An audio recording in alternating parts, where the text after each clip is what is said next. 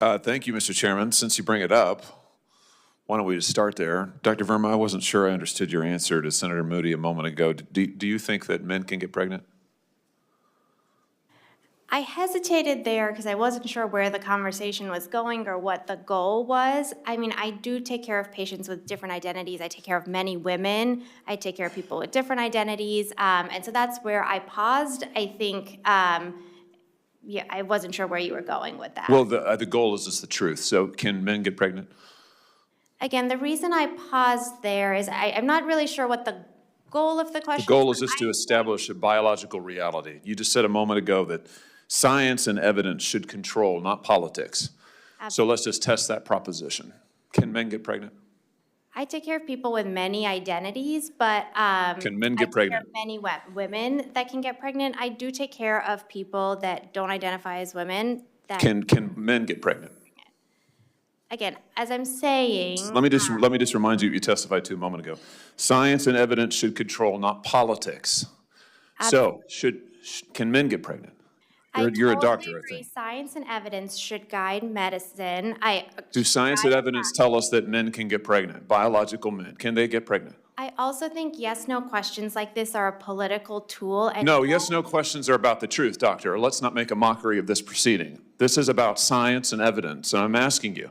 You know, the United States Supreme Court just heard arguments yesterday at great length on this question. This is not a hypothetical question. This is not theoretical. It affects real people in their real lives. And you're here as an expert, called by the other side as an expert, and you've been telling us that you follow, right, you're a doctor, and you follow the science and the evidence. So I just want to know, based on the science, can men get pregnant? That's a yes or no question. It really is, I think. I think you're trying to reduce the complexity of a lot. I'm not. I'm trying to get, it's not complex. I'm trying to get to an answer, and I'm trying to test, frankly, your veracity as a medical professional and as a scientist. Can men get pregnant? I think you're also conflating male and female with... No, I'm not conflating male and female. They're two different things. There's biological men and there's biological women. And I want to know, can men get pregnant? What you were talking about is biological... You're not going to answer my question. Biological males. This isn't hard, doctor. Can men get pregnant? Yes or no?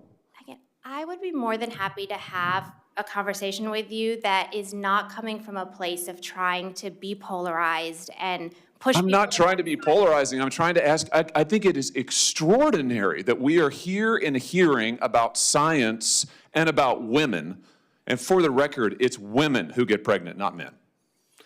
We are here about the safety of women and science that shows that this abortion drug causes adverse health events in 11% of cases. That's 22 times greater than the FDA label, another fact you haven't acknowledged, and yet you won't even acknowledge the basic reality that biological men don't get pregnant. There's a difference between biological men and biological women. I don't know how we can take you seriously and your claims to be a person of science if you won't level with this on this basic issue. I thought we were past all of this, frankly. I can't believe we're still here talking about this.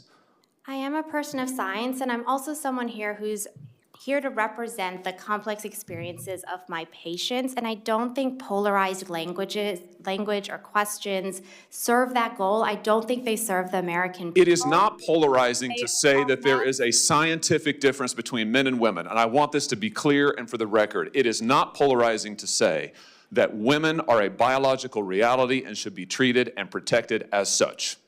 That is not polarizing, that is truth. It is also, by the way, the United States Constitution, which offers unique protections to women in a variety of circumstances as women.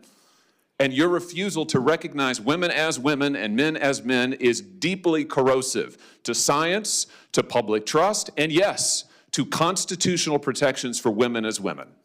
And I think it's extraordinary that you would sit here and advance a political agenda that has been thoroughly discredited and rejected by the American people in this forum. And I'm glad we had this exchange because it is exceptionally clarifying. It is also in many ways quite depressing.